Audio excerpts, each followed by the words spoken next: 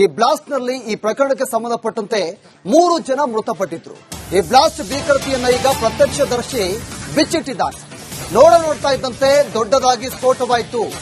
Blast ಆಗ್ತಾ ಇದ್ದಂತೆ ದೇಹಗಳು ಛಿದ್ರವಾಗಿದ್ವು. ಸಂಬಂಧಿಕರು ಕಾಪಾಡಿ ಕಾಪಾಡಿ ಅಂತ ಕೂಗ್ತಾ ಇದ್ರು. ಸ್ಫೋಟದ ಶಾಕ್ನಿಂದ ಮನೆಯಿಂದ ಹೊರ ಬಂದಿರಲಿಲ್ಲ.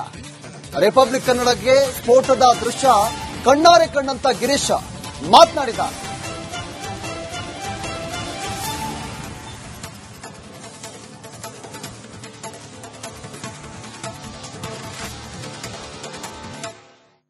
ಮೈಸೂರು ಅರಮನೆಯ ಜಯಮಾರ್ತನ ದ್ವಾರದ ಬಳಿ ಹೀಲಿಯಂ ಸಿಲಿಂಡರ್ ಸ್ಫೋಟಗೊಂಡು ಈಗಾಗಲೇ 3 ಕೂಡ ಮೃತಪಟ್ಟಿದ್ದಾರೆ. ಈ ಒಂದು ಪ್ರಕರಣವನ್ನ ಕಣ್ಣಾರೆ ಕಂಡಂತಹ ಪ್ರತ್ಯಕ್ಷದರ್ಶಿಯೊಬ್ಬರು ಗಿರೀಶ್ ಅಂತ ಹೇಳೋರ ಜೊತೆಗಿದ್ದಾರೆ. ಒಂದು ದಿನ ಅವರು ಶಾಕ್ನಿಂದ ಹೊರಬರೋದಕ್ಕೆ ಒಂದು ದಿನ ತೆಗೆದುಕೊಂಡಿದ್ದಾರೆ. ಇವತ್ತು ನಮ್ಮ ಜೊತೆ ನಾನು ಮಾತಾಡಿಸ್ತಾ ಹೋಗ್ತೀನಿ. ಬಹಳ ಪ್ರಮುಖವಾಗಿ ಅವತ್ತು ಏನಾಯ್ತು ಸರ್ ಅವತ್ತು ರಾತ್ರಿ? ನಾನು ಫುಟ್ಪಾತ್ ಅಲ್ಲಿ ನಡ್ಕೊಂಡ್ ಬರ್ತಾ ಇದ್ದೆ. ನಡ್ಕೊಂಡ್ ಬರುವಾಗ ಏನಾಯ್ತು, ಇದ್ದಕ್ಕಿದ್ದಂಗೆನೆ ಏನೋ ಒಂಥರ ಬೆಂಕಿ ಜ್ವಾಲೆ ಜೋರಾಗಿ ಸೌಂಡ್ ಆದಂಗಾಯ್ತು. ಏನಾಯ್ತು ಅಂತ ನೋಡೋ ಅಷ್ಟೊತ್ತಿಗೆ ಒಂದು 2 ನಿಮಿಷ ನನಗೆ ಏನು ಕಿವಿನೇ ಕೇಳದಿರೋ ಅನುಭವ ಆಗೋಯ್ತು. ಅಷ್ಟೊತ್ತಿಗೆ ಏನಾಯ್ತು ಅಂತ ನಾನು ತಿರುಗಿ ನೋಡೋ ಅಷ್ಟೊತ್ತಿಗೆ ಏನೋ ಒಂದು ಮಾಂಸದ ಮುದ್ದೆ ಬಿದ್ದಿದೆ, ಏನೋ ಬಿದ್ದಿದೆ ಅಂತ ಆಯ್ತು. ಅಷ್ಟೊತ್ತಿಗೆ ನನಗೆ ನಿಜವಲ್ಲೂ ರಿಯಲೈಸ್ ಆಗಿಲ್ಲ ಏನಾಗ್ತದೆ, ಏನ್ ಆಗಿದೆ ಅಂತಾನೆ ಗೊತ್ತಾಗಿಲ್ಲ. 2 ನಿಮಿಷ ನನಗೇನು ಕಿವಿನೇ ಕೇಳ್ತಿಲ್ಲ ಅಂತ ಅನುಭವ ಆಯ್ತು. ಆಮೇಲೆ ಒಂದು ಪಾಪ ಅವರು ಲೇಡಿ ನನಗೆ ಹಿಡ್ಕೊಳಕ್ಕೆ ಪ್ರಯತ್ನ ಮಾಡಿದ್ರು. ಪಾಪ ಏನಾಯ್ತೋ ಗೊತ್ತಿಲ್ಲ ನನಗೆ, ಯಾಕಂದ್ರೆ ನಿಜವಾಗ್ಲೂ ಆ ಘಟನೆ ನಾ ರೀಕಾಲ್ ಮಾಡಿದ್ರೆ ಏನಾಯ್ತು ಅಂತಾನೆ ಗೊತ್ತಿಲ್ಲ. ಬಟ್ ಒಬ್ರು ಹೆಂಗಸಿಗೆ ಪಾಪ ಕುತ್ತಿಗೆಗೇನೋ ಇದಾಗಿತ್ತು.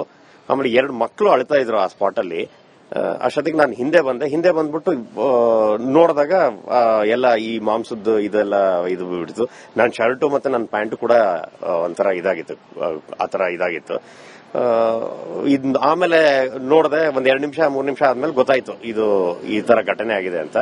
ಬಟ್ ಈ ಘಟನೆ ನಡೀಬಾರ್ದಾಗಿತ್ತು. ಬಟ್ ಆ 3 ಜನ ಸಾವಾಗಿರೋದು ಬಹಳ ವಿಷಾದ ಇದೆ, ತುಂಬಾ ಬೇಜಾರಿದೆ.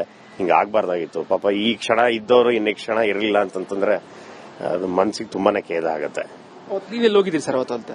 ನಾನು ವಾಕ್ ಮಾಡ್ಕೊಂಡು ಫುಟ್ಪಾತ್ ಅಲ್ಲಿ ನಡ್ಕೊಂಡು ಹೋಗ್ತಾ ಇದ್ದೆ, ಲೈಟ್ ನೋಡೋಣ ಅಂತಂದ್ಬಿಟ್ಟು. ಇಲ್ಲ, ನಾನು ಒಬ್ನೇ ಇದ್ದೆ. ನಾನು ಕಾರ್ ನಿಲ್ಸ್ಬಿಟ್ಟು ನಡ್ಕೊಂಡ್ ಬರ್ತಾ ಇದ್ದೆ. ಅಲ್ಲಿ ನಡ್ಕೊಂಡು ಫುಟ್ಪಾತ್ ಅಲ್ಲಿ ಹೋಗುವಾಗ ಈ ಘಟನೆ ಆಯ್ತು. ಅಂದ್ರೆ ಒಂದು ವಿಡಿಯೋ ಸರ್, ಆ ಲೇಡಿ ಇನ್ನೂ ಕೂಡ ನಮ್ಮನ್ನ ಬದುಕಿಸಿ ಅಂತ ಕೇಳ್ತಾ ಇದ್ರು ಅಂತ ಒಂದು ವಿಡಿಯೋ ಇದೆ ಸರ್. ಅದೇ ಆ ಸ್ಫೋಟ ಹೊಟ್ಟೆ ಭಾಗದ ಈಚೆ ಬಂದಿತ್ತು. ಇಲ್ಲ, ಅಷ್ಟೊತ್ತಿಗೆ ನಾನು ಬಂದ್ಬಿಟ್ಟೆ. ಯಾರೋ ಹಿಡ್ಕೊಳಕ್ ಪ್ರಯತ್ನ ಮಾಡಿದ್ರು ಗಟ್ಟಿಯಾಗಿ. ಅಷ್ಟೊತ್ತಿಗೆ ನಾನು ಆಚೆ ಬಂದ್ಬಿಟ್ಟೆ. ಬಟ್ ಅಲ್ಲಿ ಒಂಥರ ಅಳು ಎಲ್ಲ ಕೇಳಿಸ್ತಾ ಇತ್ತು ನನಗೆ, ಅಳು. ಆಮೇಲೆ 2 ಮಕ್ಕಳು ಅಳ್ತಾ ಇತ್ತು. ಅದನ್ನೆಲ್ಲ ನಾನು ನೋಡಿದೆ. ಸುಮಾರು ಎಷ್ಟು ಜನ ಇದ್ರು ಸರ್ ಆ ಸ್ಪಾಟ್ ಅಲ್ಲಿ ಸರ್?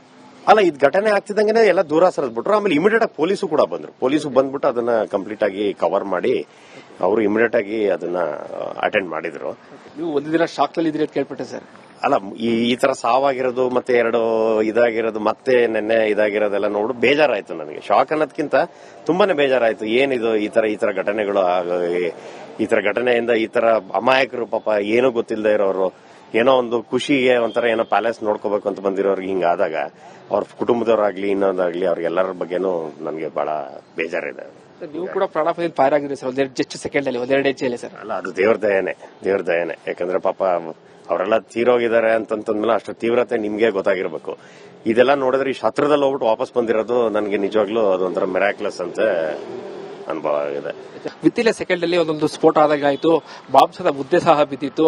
ನನಗೂ ಕೂಡ ಸಾಕಷ್ಟು ಶಾಕ್, ಅಂದ್ರೆ ಸಾಕಷ್ಟು ಬೇಜಾರಲ್ಲಿದ್ದೆ. ಸೊ ಹೀಗಾಗಿ ನಾನು ಒಂದು ದಿನ ಮನೆಯಿಂದ ಕೂಡ ಆಚೆ ಬಂದಿರಲಿಲ್ಲ. ಸೊ ಇವತ್ತು ಅಂದ್ರೆ ಯಾರು ಕೂಡ ಈ ರೀತಿ ಆಗಬಾರ್ದು. 3 ಜನ ಇವತ್ತಿದ್ದೋ ನಾಳೆ ಇಲ್ಲ ಅಂತಂದ್ರೆ ಅದರ ಬೇಸರದ ಸಂಗತಿ ಅವರ ಕುಟುಂಬಕ್ಕೆ ಗೊತ್ತಿರುತ್ತೆ. ಸೊ ಹೀಗಾಗಿ ಈ ಘಟನೆ ಆಗಬಾರ್ದಿತ್ತು ಅನ್ನುವಂತಹ ಮಾತುಗಳ ಹೇಳ್ತಾ ಇದ್ದಾರೆ. ಕ್ಯಾಮರಾ ಪರ್ಸನ್ ಸಚಿನ್ ಜೊತೆಗೆ ವಿನೋದ್ ಪಡವಾರಳ್ಳಿ, ರಿಪಬ್ಲಿಕ್ ಕನ್ನಡ, ಮೈಸೂರು. ಈ ಬ್ಲಾಸ್ಟ್ ನಲ್ಲಿ ಈ ಪ್ರಕರಣಕ್ಕೆ ಸಂಬಂಧಪಟ್ಟಂತೆ 3 ಜನ ಮೃತಪಟ್ಟಿದ್ರು. ಈ ಬ್ಲಾಸ್ಟ್ ಭೀಕರತೆಯನ್ನ ಈಗ ಪ್ರತ್ಯಕ್ಷದರ್ಶಿ ಬಿಚ್ಚಿಟ್ಟಿದ್ದಾರೆ. ನೋಡ್ತಾ ಇದ್ದಂತೆ ದೊಡ್ಡದಾಗಿ ಸ್ಫೋಟವಾಯಿತು. ಬ್ಲಾಸ್ಟ್ ಆಗ್ತಾ ಇದ್ದಂತೆ ದೇಹಗಳು ಛಿದ್ರವಾಗಿದ್ವು. ಸಂಬಂಧಿಕರು ಕಾಪಾಡಿ ಕಾಪಾಡಿ ಅಂತ ಕೂಗ್ತಾ ಇದ್ರು. ಸ್ಫೋಟದ ಶಾಕ್ನಿಂದ ಮನೆಯಿಂದ ಹೊರ ಬಂದಿರಲಿಲ್ಲ.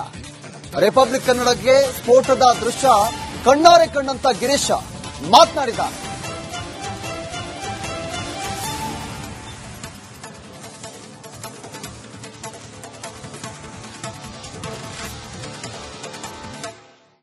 ಮೈಸೂರು ಅರಮನೆಯ ಜಯಮಾರ್ತಳ ದ್ವಾರದ ಬಳಿ ಹೀಲಿಯಂ ಸಿಲಿಂಡರ್ ಸ್ಫೋಟಗೊಂಡು ಈಗಾಗಲೇ ಮೂವರು ಕೂಡ ಮೃತಪಟ್ಟಿದ್ದಾರೆ. ಈ ಒಂದು ಪ್ರಕರಣವನ್ನ ಕಣ್ಣಾರೆ ಕಂಡಂತಹ ಪ್ರತ್ಯಕ್ಷದರ್ಶಿಯೊಬ್ಬರು ಗಿರೀಶ್ ಅಂತ ಹೇಳೋರು ಜೊತೆಗಿದ್ದಾರೆ. ಒಂದು ದಿನ ಅವರು ಶಾಕ್ನಿಂದ ಹೊರಬರೋದಕ್ಕೆ ಒಂದು ದಿನ ತೆಗೆದುಕೊಂಡಿದ್ದಾರೆ. ಇವತ್ತು ಅರಮನೆಯನ್ನು ಮಾತಾಡಿಸ್ತಾ ಹೋಗ್ತೀನಿ. ಬಹಳ ಪ್ರಮುಖವಾಗಿ ಅವತ್ತು ಏನಾಯ್ತು ಸರ್ ರಾತ್ರಿ? ನಾನು ಫುಟ್ಪಾತ್ ಅಲ್ಲಿ ನಡ್ಕೊಂಡ್ ಬರ್ತಾ ಇದ್ದೆ. ನಡ್ಕೊಂಡ್ ಬರುವಾಗ ಏನಾಯ್ತು, ಇದ್ದಕ್ಕಿದ್ದಂಗೆನೆ ಏನೋ ಒಂಥರ ಬೆಂಕಿ ಜ್ವಾಲೆ ಜೋರಾಗಿ ಸೌಂಡ್ ಆದಂಗಾಯ್ತು. ಏನಾಯ್ತು ಅಂತ ನೋಡೋ ಅಷ್ಟೊತ್ತಿಗೆ ಒಂದು 2 ನಿಮಿಷ ನನಗೆ ಏನು ಕಿವಿನೇ ಕೇಳದಿರೋ ಅನುಭವ ಆಗೋಯ್ತು. ಅಷ್ಟೊತ್ತಿಗೆ ಏನಾಯ್ತು ಅಂತ ನಾನು ತಿರುಗಿ ನೋಡೋ ಅಷ್ಟೊತ್ತಿಗೆ ಏನೋ ಒಂದು ಮಾಂಸದ ಮುದ್ದೆ ಬಿದ್ದಿದೆ, ಏನೋ ಬಿದ್ದಿದೆ ಅಂತ ಆಯ್ತು. ಅಷ್ಟೊತ್ತಿಗೆ ನನಗೆ ನಿಜವಲ್ಲೂ ರಿಯಲೈಸ್ ಆಗಿಲ್ಲ ಏನಾಗ್ತಾ ಇದೆ, ಏನ್ ಆಗಿದೆ ಅಂತಾನೆ ಗೊತ್ತಾಗಿಲ್ಲ. 2 ನಿಮಿಷ ನನಗೇನು ಕಿವಿನೇ ಕೇಳ್ತಿಲ್ಲ ಅಂತ ಅನುಭವ ಆಯ್ತು. ಆಮೇಲೆ ಒಂದು ಪಾಪ ಅವರು ಲೇಡಿ ನನಗೆ ಹಿಡ್ಕೊಳಕ್ಕೆ ಪ್ರಯತ್ನ ಮಾಡಿದ್ರು. ಪಾಪ ಏನಾಯ್ತೋ ಗೊತ್ತಿಲ್ಲ ನನಗೆ, ಯಾಕಂದ್ರೆ ನಿಜವಾಗ್ಲೂ ಆ ಘಟನೆ ನಾ ರೀಕಾಲ್ ಮಾಡಿದ್ರೆ ಏನಾಯ್ತು ಅಂತಾನೆ ಗೊತ್ತಿಲ್ಲ. ಬಟ್ ಒಬ್ರು ಹೆಂಗಸಿಗೆ ಪಾಪ ಕುತ್ತಿಗೆಗೇನೋ ಇದಾಗಿತ್ತು. ಆಮೇಲೆ 2 ಮಕ್ಕಳು ಅಳ್ತಾ ಇದ್ರು ಆ ಸ್ಪಾಟ್ ಅಲ್ಲಿ. ಅಷ್ಟೊತ್ತಿಗೆ ನಾನು ಹಿಂದೆ ಬಂದ್ಬಿಟ್ಟು ನೋಡಿದಾಗ ಎಲ್ಲ ಈ ಮಾಂಸದ್ದು ಇದೆಲ್ಲ ಇದು ಬಿಡ್ತು. ನನ್ನ ಶರ್ಟು ಮತ್ತೆ ನನ್ನ ಪ್ಯಾಂಟು ಕೂಡ ಒಂಥರ ಇದಾಗಿತ್ತು, ಆತರ ಇದಾಗಿತ್ತು. ಆಮೇಲೆ ನೋಡಿದೆ, ಒಂದ್ 2 ನಿಮಿಷ 3 ನಿಮಿಷ ಆದ್ಮೇಲೆ ಗೊತ್ತಾಯ್ತು ಇದು ಈ ತರ ಘಟನೆ ಆಗಿದೆ ಅಂತ. ಬಟ್ ಈ ಘಟನೆ ನಡೀಬಾರ್ದಾಗಿತ್ತು. ಬಟ್ ಆ 3 ಜನ ಸಾವಾಗಿರೋದು ಬಹಳ ವಿಷಾದ ಇದೆ, ತುಂಬಾ ಬೇಜಾರಿದೆ. ಹಿಂಗ ಆಗ್ಬಾರ್ದಾಗಿತ್ತು. ಪಾಪ ಈ ಕ್ಷಣ ಇದ್ದವರು ನೆಕ್ಸ್ಟ್ ಕ್ಷಣ ಇರಲಿಲ್ಲ ಅಂತಂದ್ರೆ ಅದು ಮನ್ಸಿಗೆ ತುಂಬಾನೇ ಖೇದ ಆಗತ್ತೆ. ನೀವೆಲ್ಲಿ ಹೋಗಿದ್ದೀರಿ ಸರ್ ಅವತ್ತು ಅಂತ? ನಾನು ವಾಕ್ ಮಾಡ್ಕೊಂಡು ಫುಟ್ಪಾತ್ ಅಲ್ಲಿ ನಡ್ಕೊಂಡು ಹೋಗ್ತಾ ಇದ್ದೆ, ಲೈಟ್ ನೋಡೋಣ ಅಂತಂದ್ಬಿಟ್ಟು. ಇಲ್ಲ, ನಾನು ಒಬ್ನೇ ಇದ್ದೆ. ನಾನು ಕಾರ್ ನಿಲ್ಸ್ಬಿಟ್ಟು ನಡ್ಕೊಂಡ್ ಬರ್ತಾ ಇದ್ದೆ. ಅಲ್ಲಿ ನಡ್ಕೊಂಡು ಫುಟ್ಪಾತ್ ಅಲ್ಲಿ ಹೋಗುವಾಗ ಈ ಘಟನೆ ಆಯ್ತು. ಅಂದ್ರೆ ಒಂದು ವಿಡಿಯೋ ಸರ್, ಆ ಲೇಡಿ ಇಲ್ಲೂ ಕೂಡ ನಮ್ಮನ್ನ ಬದುಕಿಸಿ ಅಂತ ಕೇಳ್ತಾ ಇದ್ರು ಅಂತ ಒಂದು ವಿಡಿಯೋ ಇದೆ ಸರ್. ಅದೇ ಆ ಸ್ಫೋಟ ಹೊಟ್ಟೆ ಭಾಗದ ಈಚೆ ಬಂದಿತ್ತು. ಇಲ್ಲ, ಅಷ್ಟೊತ್ತಿಗೆ ನಾನು ಬಂದ್ಬಿಟ್ಟೆ. ಯಾರೋ ಹಿಡ್ಕೊಳಕ್ ಪ್ರಯತ್ನ ಮಾಡಿದ್ರು ಗಟ್ಟಿಯಾಗಿ. ಅಷ್ಟೊತ್ತಿಗೆ ನಾನು ಆಚೆ ಬಂದ್ಬಿಟ್ಟೆ. ಬಟ್ ಅಲ್ಲಿ ಒಂಥರ ಅಳು ಎಲ್ಲ ಕೇಳಿಸ್ತಾ ಇತ್ತು ನನಗೆ, ಅಳು. ಆಮೇಲೆ 2 ಮಕ್ಕಳು ಅಳ್ತಾ ಇತ್ತು. ಅದನ್ನೆಲ್ಲ ನಾನು ನೋಡಿದೆ. ಎಷ್ಟು ಜನ ಇದ್ರು ಸರ್ ಆ ಸ್ಪಾಟ್ ಅಲ್ಲಿ ಸರ್? ಅಲ್ಲ, ಇದು ಘಟನೆ ಆಗ್ತಿದ್ದಂಗೆ ಎಲ್ಲ ದೂರ ಸರಿದ್ಬಿಟ್ರು. ಆಮೇಲೆ ಇಮಿಡಿಯೇಟ್ ಆಗಿ ಪೊಲೀಸು ಕೂಡ ಬಂದ್ರು. ಪೊಲೀಸು ಬಂದ್ಬಿಟ್ಟು ಅದನ್ನ ಕಂಪ್ಲೀಟ್ ಆಗಿ ಕವರ್ ಮಾಡಿ ಅವರು ಇಮಿಡಿಯೇಟ್ ಆಗಿ ಅದನ್ನ ಅಟೆಂಡ್ ಮಾಡಿದ್ರು. ನೀವು ಒಂದು ದಿನ ಶಾಕ್ ಅಲ್ಲಿ ಇದ್ರಿ ಅಂತ ಕೇಳ್ಪಟ್ಟೆ ಸರ್.